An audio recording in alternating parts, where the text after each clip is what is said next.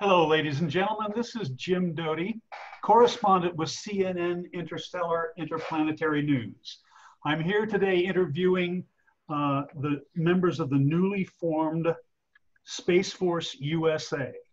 And I'd like to begin by asking each of you to introduce yourselves so that the audience can understand a little bit more about Space Force USA. Why don't we begin with you, Colonel Reynolds, Colonel Meredith Reynolds. We have two Colonel Reynolds today. It's a family kind of affair here. Colonel, I am the Colonel with the Space Force and currently assigned to a secret base that no one needs to know about. We're currently right now in evening, which is why the lighting is so low. We have to conserve power as much as possible to make sure that nothing goes wrong in our environment. Lieutenant Commander Thayer, and you, where are you right now? Hello, I'm out in the asteroid belt at Space Force Supply Center. We're a mixed-use space here. We've got a civilian team of scientists, and sometimes we get some tourists through as well. So kind of an exciting little place to be, a little bit military and a little bit fun. Captain Spurs, what's your location at the moment? I am currently on the flight deck of the USS Gemini, being the wing commander of the entire ship. And Colonel Victoria Reynolds. I am on the moon base. It's somewhere on the moon. You'll never find it. Or we're under the moon. And Dr. Smith. Greetings, I'm Dr. Zach Smith and in charge of Section J2 at a research facility out in the asteroid belt area. In addition to gathering information and input from the rest of the panel today, I'll be talking about the Synoptics personal information tracker that I've been working on. And we'll go into more of that later. So the Space Force is fairly new. It's been recently formed. How advanced now are your facilities? Are they still in construction? Colonel Reynolds, I'm sorry, Colonel Meredith Reynolds. Are they still in construction, or have you moved in fully? What's going on up there? We are still under construction, hence the power reserves here. We only were able to get enough funding to really full on create the full barracks and base that we want for our forward advancement into the next solar system. So it's still in the building phases. So yes, it's a mix of military and some civilian contractors, but we're full steam ahead here. From the backdrops for the rest of you, it looks like your facilities are fairly well done at this moment. Is that correct, Dr. Smith? Yes, it's a small facility. This is the one single large room in the facility. Everybody else is in the cabins right now, just to give me the space for this communication. Okay, so Captain Spurs, do you prefer to be referred to as Captain Spurs or Captain Bone? I believe Bone is your real name. Is that correct? Or is Spurs a nickname? Bone is the last name. Spurs is my call sign. Oh, okay. I'm enjoying it by the call. Okay. What have you done to help mitigate the boredom of space? Well, we tend to have a lot of poker tournaments and a lot of flight training tournaments because we tend to gamble a little bit on things because you got to have some fun out here as pilots. We're a little bit rogue, we're a little bit wild, but we get it all done. Colonel Victoria Reynolds, what have you done to mitigate the boredom of space? We bought a lot of books that we could. Mostly, gosh, we have chess. We're learning chess. It takes a lot of time. You have a lot of time in between moves, so the boredom goes away. A lot of thinking. Lieutenant Commander Thayer, where do you see Space Force USA going from here? It's in its nascent stages at this time. It's been newly formed. Where do you see it going in the future? Well, if we can ever crack the code of, FTL, we can be going out past our own solar system. But at this point, definitely full colonization and protection of our solar system here.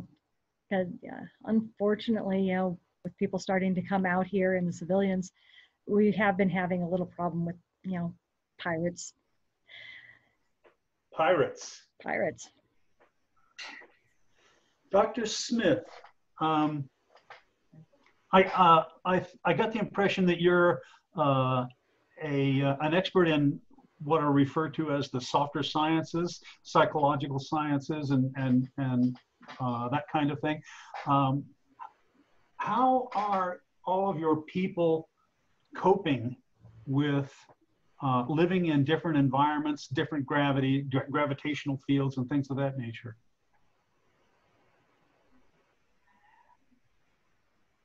Sorry, small communications error there.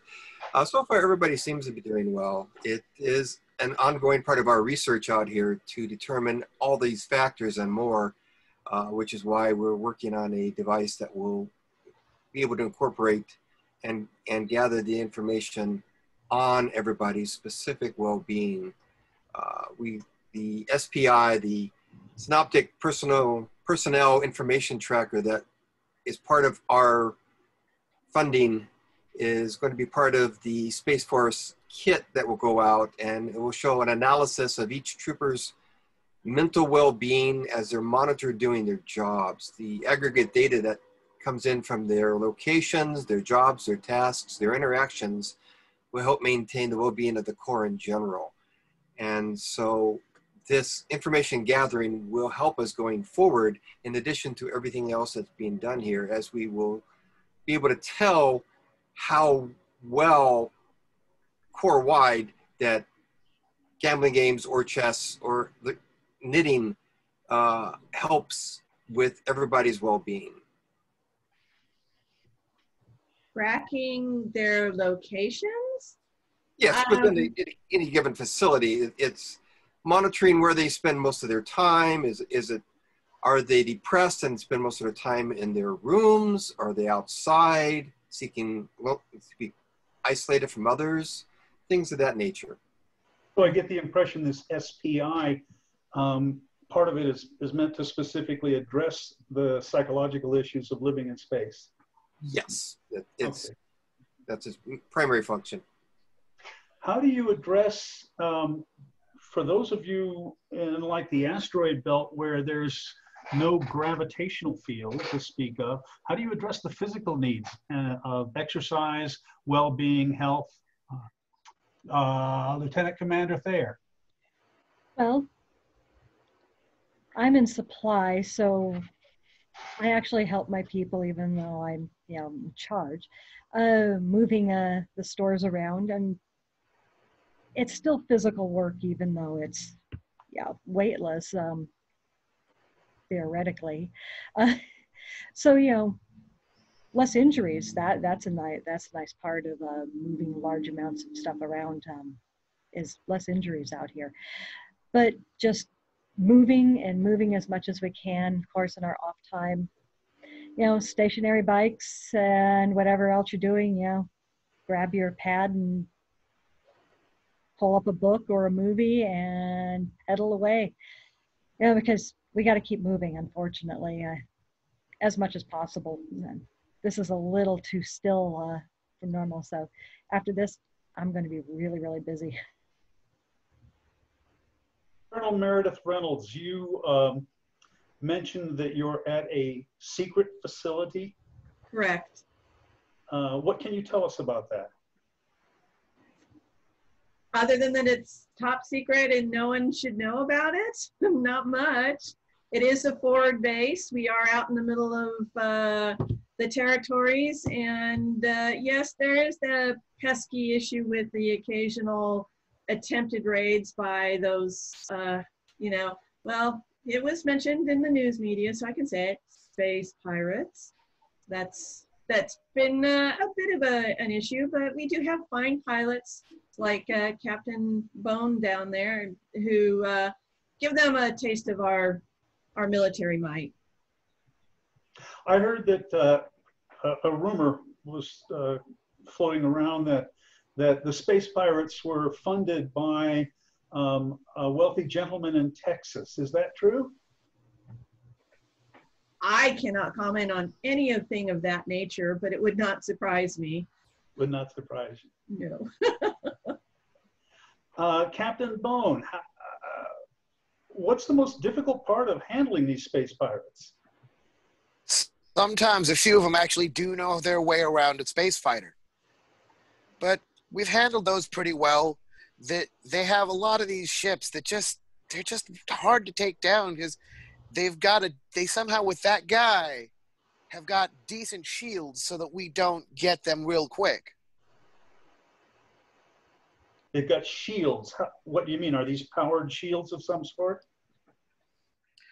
They're rudimentary power. They are rudimentary powered shields. Okay. They're a bit of a. They kind of help them keep the bullets off them. Captain Victoria Reynolds, you're on the moon base. Is that correct? Yes. Have you had any difficulty with these pirates? Luckily, we're too close to the Earth for them to even try us. It's easier to get to us with Spurs over there. He can find us quicker. So they have a tendency to leave us alone. Since we are closer to the Earth, we're the one that was completed first. Are you? I would assume you're a little bit better, or probably a little bit better supplied than the other bases because the supply lines are so much shorter. Absolutely. Occasionally, when they need supplies, they'll come to us, or they will ask us, and we'll send them a supply ship. So at this point, the ranks of the Space Force USA are still fairly thin. Is that correct? Colonel Meredith Reynolds. Yes, it's taking us a lot to, you know, recruit for the Space Force. There's a lot who are recruiting, granted, but they have to meet very specific needs and requirements in order to actually go out into space. It's one thing to say, yes, I want to be an astronaut, but there's a lot more to it than that. So getting them past the initial training, and then first they have to get used to the moon base or get used to weightlessness. So there aren't as many, you know, viable candidates for that. And it's taking time, but even so, even with the limited people we have, we're still managing to get those bases and ships built and manned. It's just taking a little longer than we'd like. Sorry about that. A call from the president. Ah. What are some of the physical requirements that take one over and above the normal requirements? What are some of those physical requirements? And I'd like to open that up to general discussion. You know, that anyone who would like to be considered to join the Space Force USA, what are the physical requirements that they'll have to address that they might not be aware of? I think that's a great question for Dr. Smith.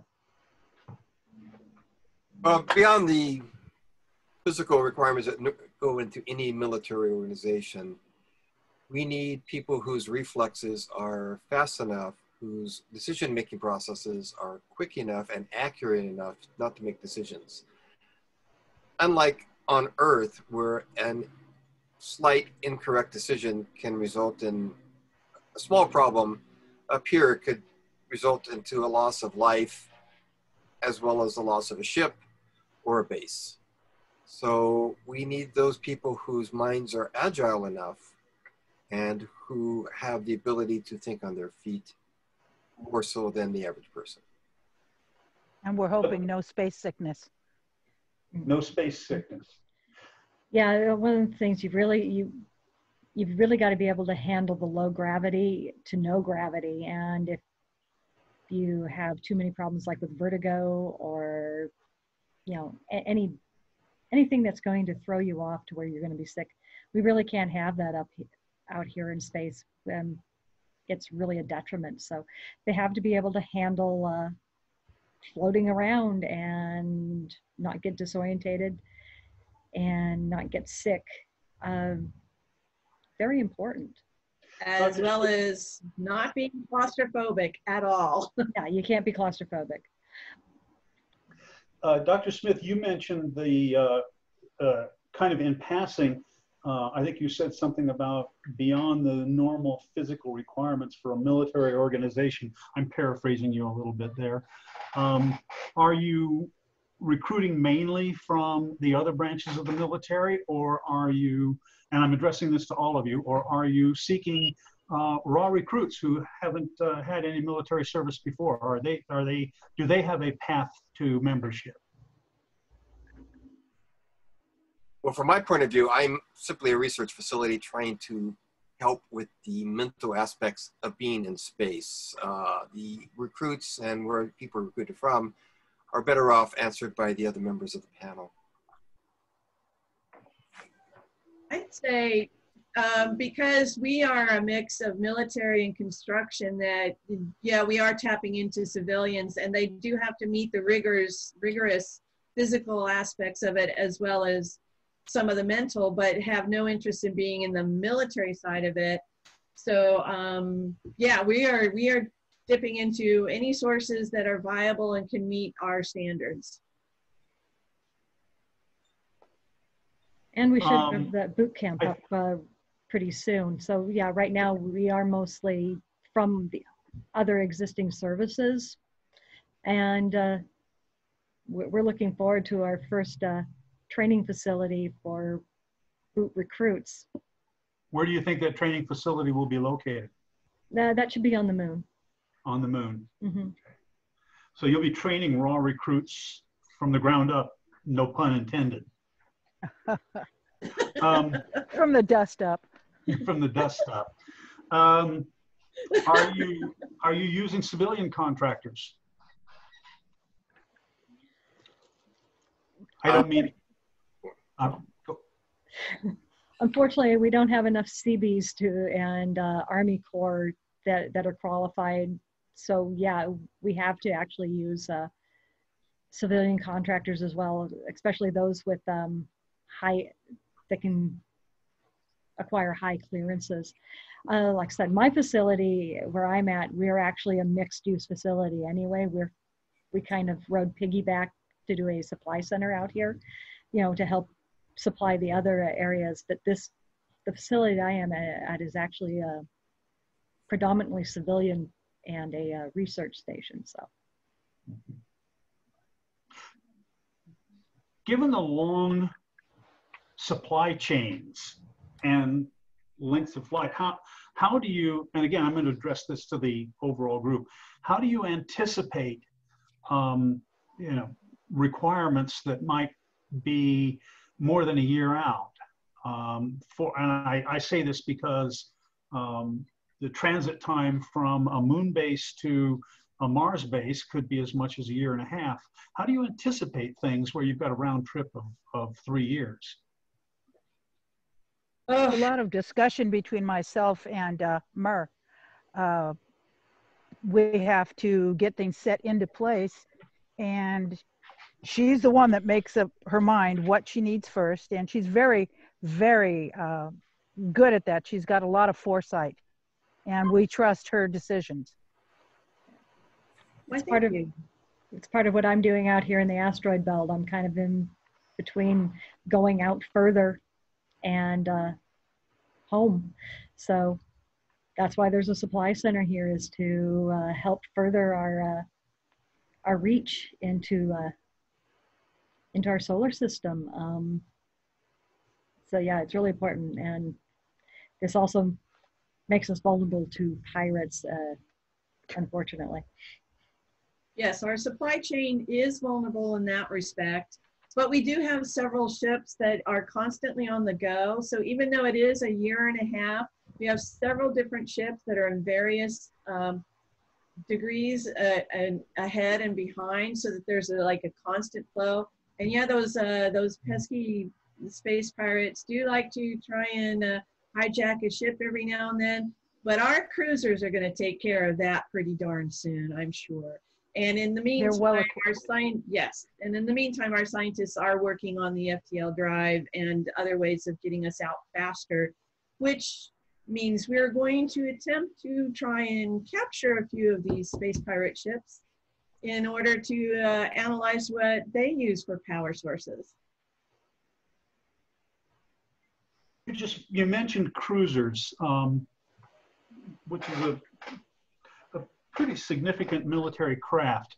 That sounds like some fairly new developments in the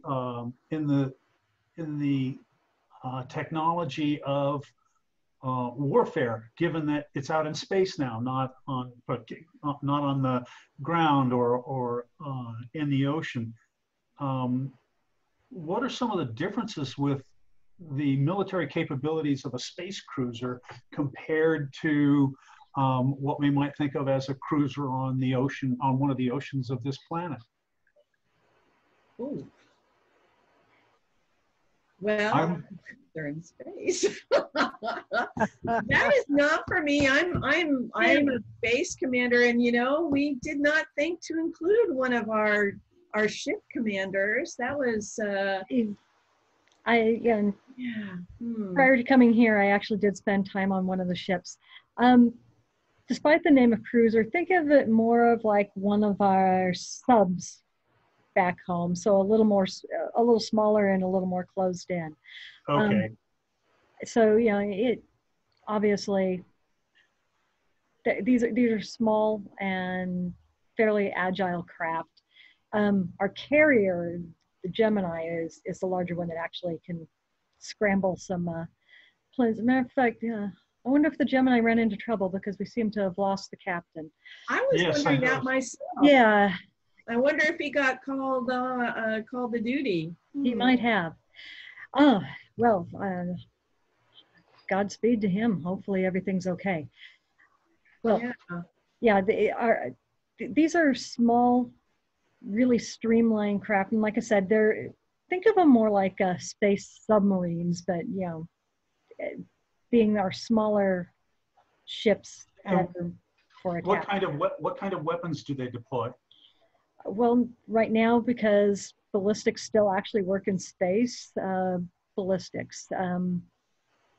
Yeah, but we have to make sure that it's actually more kind of ice, because really hard ice, because we don't want to mess up the space lanes with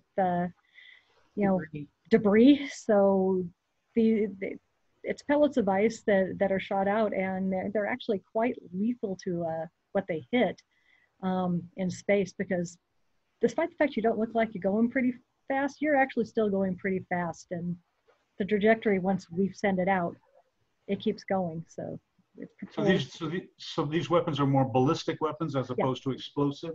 Yeah, they're ballistic. Okay. What about I'm curious about you said Gemini. Is that the name of the craft, or is that the classification of the craft? Gemini is the name of the carrier. It's a classification. Artemis is the classification. It's a super carrier. Okay.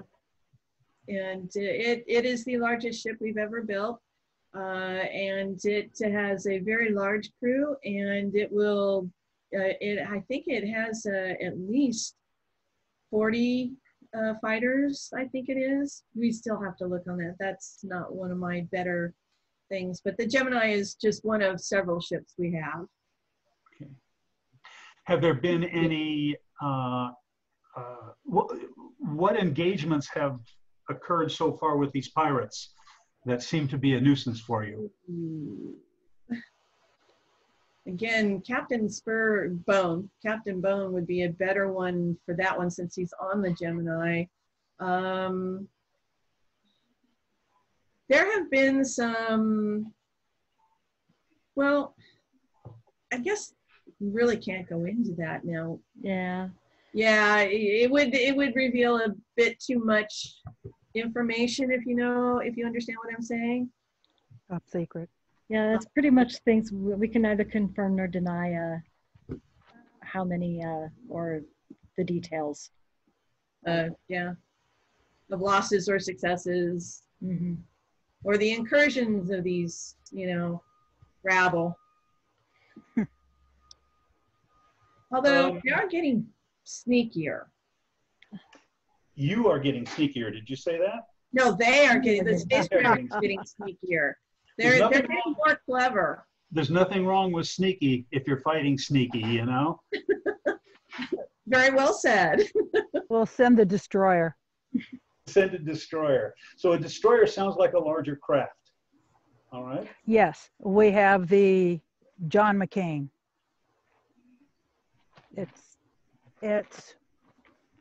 Gosh, it's one of our.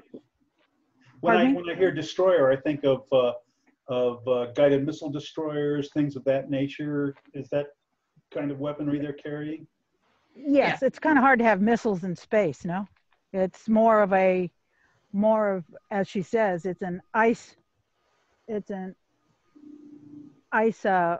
missile, as it were, I guess you'd call it. And our crew is just tremendous. We, as Colonel Murr, we have quite a few people on there. They are well trained. We've picked the best of the best to man our destroyer, or to person our destroyer, I should say. I was going to say. True. Our destroyer. Mm-hmm. Is there anything else you'd like people to know about the newly formed Space Force USA that I haven't covered here? Well, we would certainly welcome new recruits, or even from the ranks of our other services that would love to come join us out in space to apply. It's a little bit of a hardship, yes. Out here, we've got like a 10 square foot room that you share with another individual. You got a bunk, you each got a desk. So you've got very little space for your personal gear and your uniforms, but there's a little bit of space for you to have a little something to wear outside of your uniform and go have some fun out here, because like I said, we've got some civilians here, so we actually do have an entertainment section out here, but you still have to travel light because there's only so much you can bring. But if you can pack it into your small bag, your space bag, kind of like a old Navy sea bag. Of course, our space bags, they're black instead of the green. Yep, if you can get it in there, you can bring it. Dr. Smith, are you having problems with your transmission? It seems to be Fluctuating? looking, yeah. Yeah, there are some lighting issues here. I think I need to replace some lights on the right-hand side. Could it be your generator? Yeah, I'm familiar with most of our facilities, even the secret ones. Where was your facility again? We're out in It's the secret. asteroid belt. You're where? In the asteroid belt. In the asteroid belt where our supply is? No, Supply no. station? We're set off to the side. There's a large asteroid that we're planted on. The facility is about 1,000 square feet. This room takes up half of that. There's a crew quarter and a couple of rooms for building prototypes. But beyond that, it's not much else out here. Huh. I wanted to ask all of you, given that launching materials from the surface of planet Earth is extremely expensive. Have you done anything along the lines of developing local sources of raw materials out in space? The obvious one is to think of metals and raw iron in the asteroid belt, but it is much more cost effective if you can develop those sources of raw materials up above the gravity well of Earth. Have you done anything along those lines? And I'm not sure who I should address that question to. I think we're all limited as to the equipment we can bring up. So things such as excavating would be rather difficult. There are actually, as you said, we can mine these asteroids, and along with the researchers, yes, there are some miners. They're a rowdy bunch. Locally on the station, we actually are doing hydroponics to grow some fresh food. It's a real treat when we get some meat from back home. Otherwise, we're pretty much on a forced vegan diet most of the time. That's the only part I miss. I miss the meat. I have to agree with that.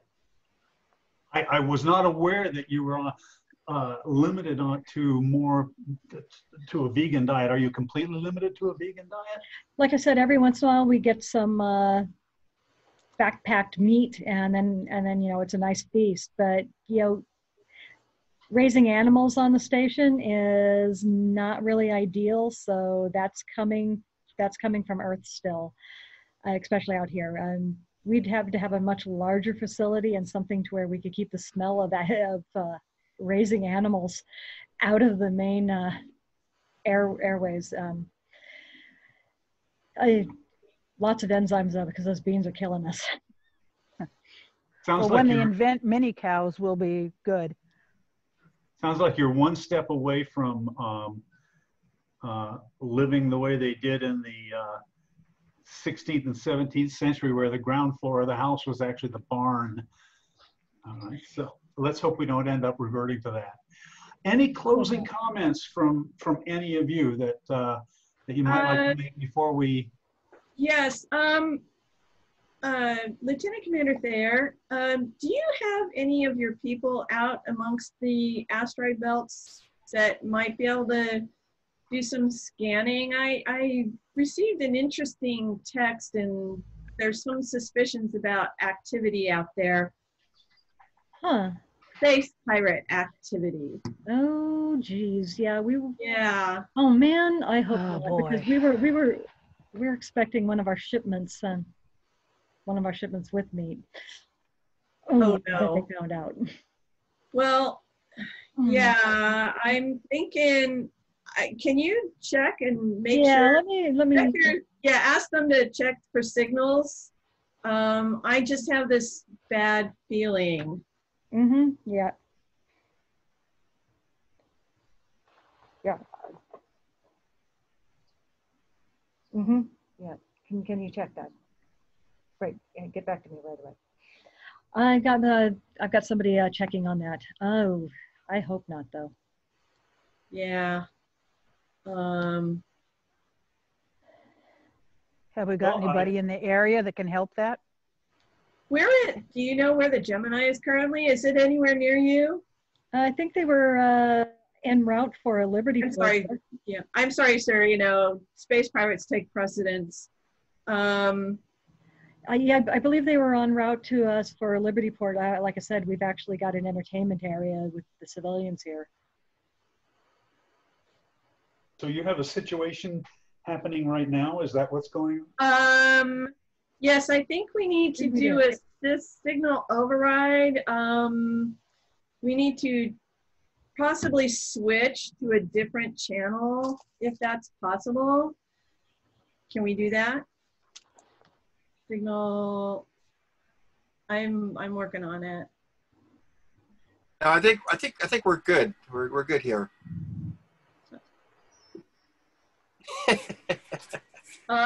Wait a minute.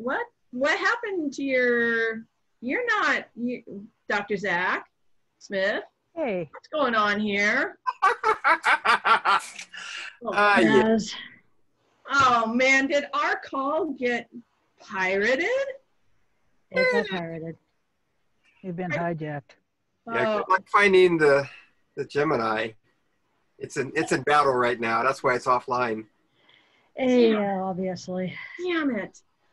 Okay, Victoria, you need to let Earth Command know what's going on. Since you're closer, they'll get the message faster. Yeah, and we thank you for interviewing us, but yeah, I think we're going to have to cut this interview short because obviously I'm going to go have to scramble the security team here As do and see if we I. can mitigate damage. Well, I am You better CNN not get my stakes. Well, I I and Some of those are CNN coming to us. Interplanetary thanks you for your time. Oh, Oh, no. no. Get rid of him.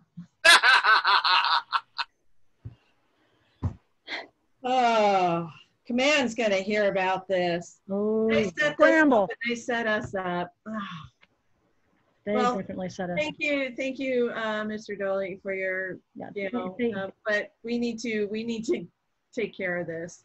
And thank you for your time. thank you. Thank you. Thank you. Ah, pirates.